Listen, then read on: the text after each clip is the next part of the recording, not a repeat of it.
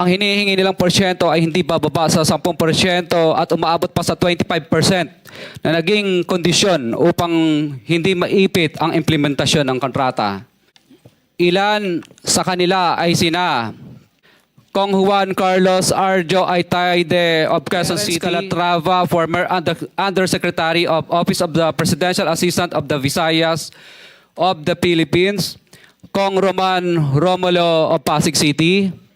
Kong Jojo Ang of Uswag Ilonggo Party List, Congressman Patrick Michael Vargas of Quezon City,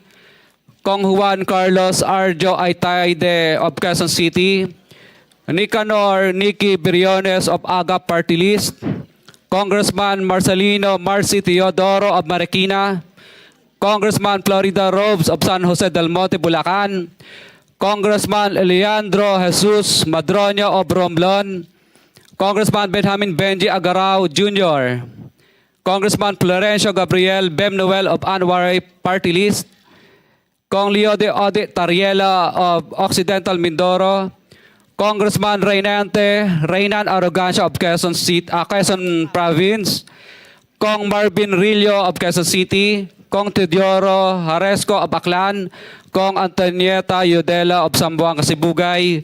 Kong Dean Asisio of Caloocan, Kong Marivico Pilar of Quezon City.